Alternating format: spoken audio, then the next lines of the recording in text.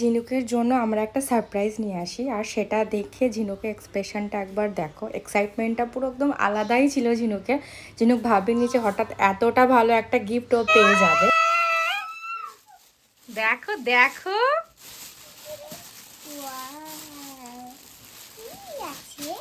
দেখতে হবে তো সেটা। নাও সিজারটা নাও।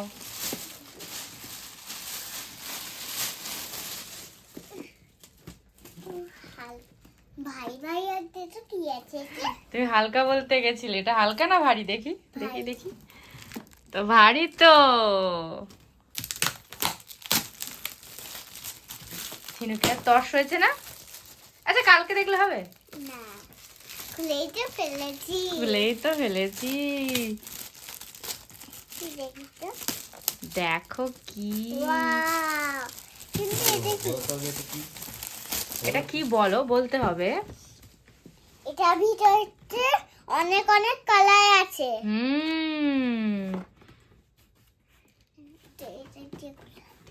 এই দেখো, এখন আমি খুলছি।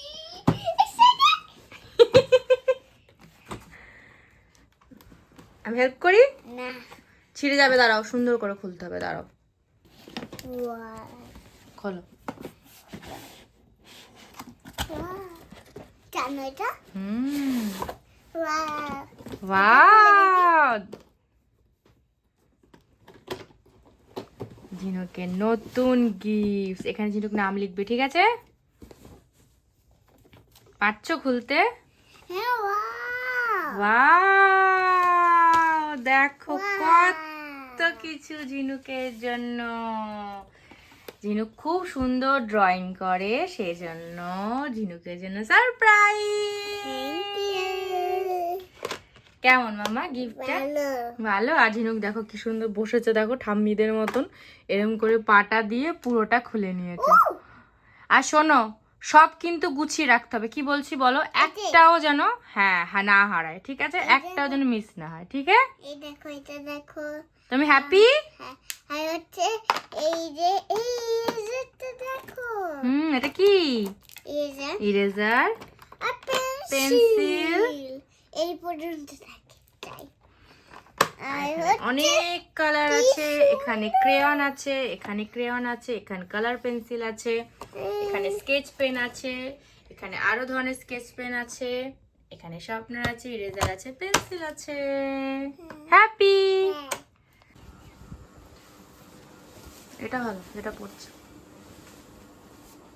পিঙ্ক, বাট এটা সেরকম পিঙ্ক না, এটা খুব মানে কি বলে, সফট। সফট না,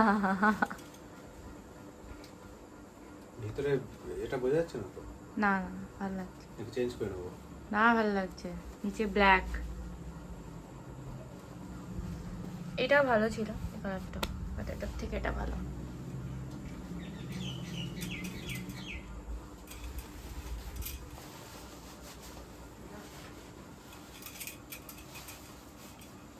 রেডি?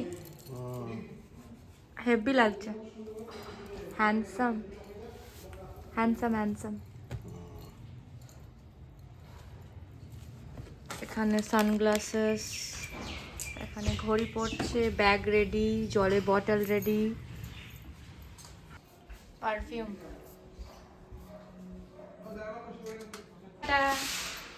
All the best.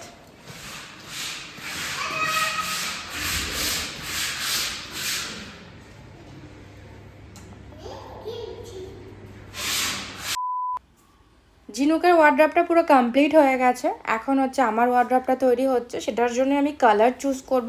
ফার্স্টে তো ডিসাইড করেছিলাম যে ব্ল্যাক অ্যান্ড হোয়াইট দিয়ে কিছু হবে, কারণ আমার রুমের সব কিছু ব্ল্যাক অ্যান্ড হোয়াইটের।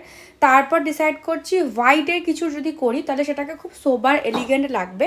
বাট আমি টোটালি কনফিউজ কোন কালারটা করবো, কারণ এত কিছু কালার দেখে ফেলেছি না, ওই জন্য কনফিউশন বেড়ে গেছে। তো ফাইনালি কোনটা চুজ করি সেটাও তোমাদেরকে আমি পরে জানাচ্ছি। সব তো ঠিকঠাকই চলছিল, হঠাৎ আমার চোখে পড়ে ঝিনুকের পা এরকম লাল লাল হয়ে গেছে। দু পাতেই হয়েছে, একটুখানি হলে আমার এত চিন্তা হতো না, কিন্তু দুটো পায়ে ভরে ভরে পুরো র্যাশ হয়ে গেছে। তো আমি আগা মাথায় কিছু বুঝতে পারিনি কি করব। আমি যেটা করেছি সেটা হচ্ছে আইস নিয়ে নিয়েছি অনেকটা, তার দু পায়ে খুব ভালো মতো আইস রাফ করে দিয়েছি। আর বারবার যেটা করছিলাম সেটা হচ্ছে আমি পাউডার দিয়েছিলাম, মানে ক্যান্ডিড পাউডারটা আমি ঝিনুকের ছোটোবেলা থেকে ইউজ করি, তো সেটাই আমার কাছে বাড়িতে ছিল, তো সেটাই আমি দিয়ে দিচ্ছিলাম। পারলে আমি একটা সফট কাপড় দিয়ে দিতে পারতাম, কিন্তু আমার মাথাটা সেই সময় কাজ করছিল না বলে আমি হাতে করেই রাফ করে দিই দুটো পাতে। আর ঝিনুকের এতটা ইচিং হচ্ছিল, তো সে কারণে চুলকে চুলকে মানে আরও বেশি লাল লাল করে দিচ্ছিল। তো আমি কি করছিলাম, বারবার করে দুটো পাতেই ভালো করে বরফ ঘষে দিচ্ছিলাম, যাতে একটু ঠান্ডা হয় পা দুটো, ওর ইচিংটাতে একটুখানি কমে আর এতে মেয়েটা একটু রিলিফ পায়। বাট তার মধ্যেও দেখো এতটা ও শরীরটা খারাপ, ও দুষ্টুমি ওর বন্ধ হবে না। ও কী করছিল, যেই দেখেছে এখানে বরফ রয়েছে ও মুখে ভরে নিয়েছে। মানে কি বলবো, আমার তখন লিটারালি আমার কান্না পাচ্ছিল ওর পা দুটোকে দেখে, বাট আমি ওকে বকতেও পারছিলাম না। বাচ্চা কাচ্চা দুষ্টুমি তো করবেই, তাই না? আর সব থেকে বড়ো কথা, যখন বাচ্চাদের কিছু প্রবলেম হয় আমার মনে হয় মাদের কষ্টটা আরও বেশি বেড়ে যায়। ঝিনুকে ঠান্ডা লাগছিল বলে পাতে, ঝিনুক আমাকে বারবার বলছিল মাম্মা আর করো না, মাম্মা আর করো। সকাল থেকে ঝিনুককে আমি কিচ্ছু খাওয়াতে পারিনি, কারণ শরীরটা যেহেতু ওর ভালো লাগছিল না, ও একটুখানি খুব বায়নাও করছিল, বারবার ন্যাক করছিল এটা খাবো না, ওটা খাবো না, সেটা খাবো না। তো আমি ভাবলাম যে এমন কিছু ওকে ফ্রুটস দেবো বা খাবার দেবো যাতে ওর শরীরটা একটু ঠান্ডা ঠান্ডা থাকে আর যাতে এই অ্যালার্জিটা তাড়াতাড়ি করে কমে যায়। তো আমি ভাবলাম তাহলে একটু ওয়াটারমেলনই কেটে দিই, মেয়েটা ফল খেতে যেহেতু ভালোবাসে, ফল আর জুস খেতে যেহেতু খুব ভালোবাসে, সেহেতু ওয়াটারমেলনটা খাক, দেন তাড়াতাড়ি ওকে স্নান টান করিয়ে দেবো। তারপর যদি একটুখানি ঘুম পাড়িয়ে দিতে পারি তাহলে হয়তো শরীরটা একটু রিলিফ পাবে। তো ঝিনুক এখানে ওয়াটারমেলন খাচ্ছে আর টিভি দেখছে বসে বসে, কি তাড়াতাড়ি করে খেয়ে নিচ্ছে দেখো, ওর ওয়াটারমেলন ভীষণ প্রিয়। 2-3 বার আইস দেওয়ার পর লাল লাল ভাবটা একটুখানি আমার কম লাগছিল, বাট মনে শান্তি পাচ্ছিলাম না বলে বারবার করে ক্যান্ডিড পাউডার দিচ্ছিলাম। ঝিনুকের পাপাকেও কল করে বলে দিয়েছিলাম এই এই অবস্থা। তো ওর পাপা বলেছিল যদি বিকালের মধ্যে কম না হয় তাহলে হচ্ছে ডক্টরের কাছে নিয়ে যাব আমরা। আর ঝিনুক দেখো এতটাই টায়ার্ড হয়ে গেছিলো, বারবার করে শুয়ে পড়ছিলো আর দুষ্টুমি করছিলো আমার সাথে। আমি বলছিলাম মাম্মাম এরকম করো না, একটুখানি কিছু খেয়ে নাও, তারপরে গিয়ে নিনি করো। আজকে ঝিনুককে আমি খুব তাড়াতাড়ি স্নান করিয়ে দিয়েছিলাম ডেটল জলে, আর স্নান করার পরে পুরো সারা গাতে আমি পাউডার দিয়ে দিয়েছিলাম যাতে ইনফেকশনটা আর না বাড়ে। আর আজকে রান্না করার মধ্যে সেরকম মানসিকতা আমার ছিল না, যতক্ষণ আমার মেয়ে ঠিকঠাক হয় আগের মতন। জাস্ট আমি ডিমের ঝোল করেছিলাম আর পটল আলুর তরকারি করেছিলাম।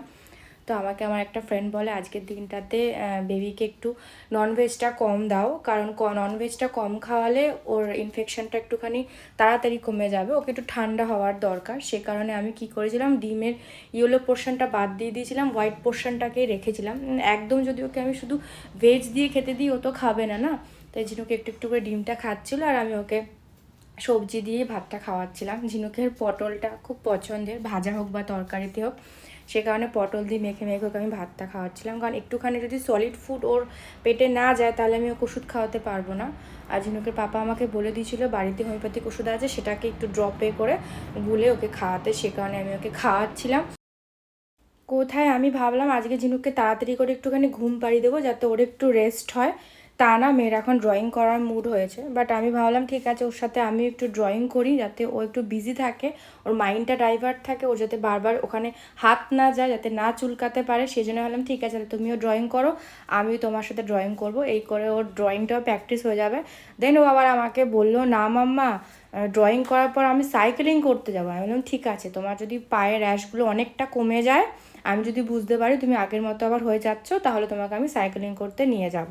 তবে ঝিনুক এখানে ড্রয়িং করছে আর আমি পাশে বসে বসে ওকে দেখাচ্ছি যাতে বাইরে একটুও না যায়, সুন্দর করে ড্রয়িং করতে হবে।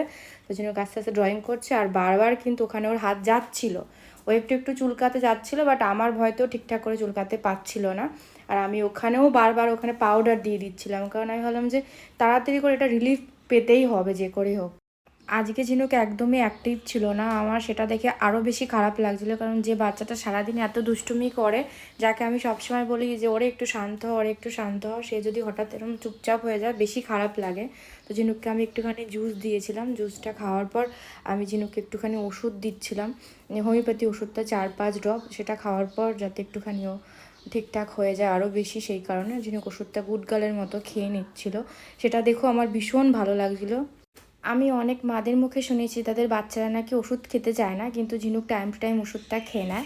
এখন বাজে হচ্ছে 5টা 15 আর ঝিনুককে আমি রেডি করিয়ে দিচ্ছি, ঝিনুক যাবে হচ্ছে সাইকেলিং করতে। আজকে আমি ওকে প্রমিস করেছিলাম ঝিনুকের যদি পায়ের র্যাশটা কমে যায় আগের তুলনায় তাহলে ঝিনুককে আমি সাইকেলিং করতে নিয়ে যাব। ওর পাপা অফিস থেকে চলে আসে, তো সেই কারণে ওর পাপা বলে তাহলে আমিই নিয়ে যাচ্ছি।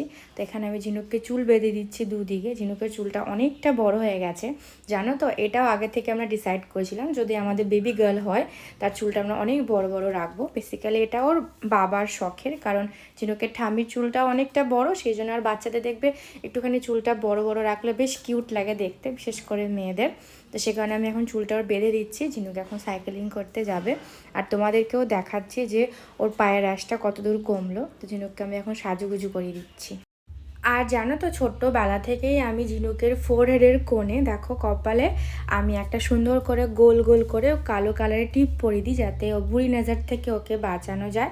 আর কানের পিছনে, পায়ের তলায় বলো বা পায়ের সাইডে আমি ওকে এরম করে কালো কালো দিয়ে দিই। ছোট্টবেলা থেকে ওর ফোরহেডে এরম করে থাকে, এতে মুখটা খুব মিষ্টিও লাগে। আর আমার মনে হয় মা হিসেবে যে ওকে কোনো নজর ছজর কেউ দেবে ঠেবে না। ঝিনুক ভয় পাচ্ছিল ওর পাটা দেখে, মামা যদি এবার অ্যালাউ না করে সেই জন্য। বাট দেখো তোমরা পায়ের র্যাশটা অনেকটা একটু কম কম লাগছে। আর ঝিনুকের যখন এতটা মন করছে বাইরে যাওয়ার, তো যাক। তাহলে আজকের ব্লগটা এত অবধি। যদি তোমাদের ভিডিওটা ভালো লেগে থাকে লাইক করে দিও, চ্যানেলটা সাবস্ক্রাইব করে দিও, আর কমেন্ট করে জানিও কীরম লাগলো। আর আগামীকাল আমি তোমাদেরকে জানাবো ঝিনুকের শরীরটা কতটা ঠিক।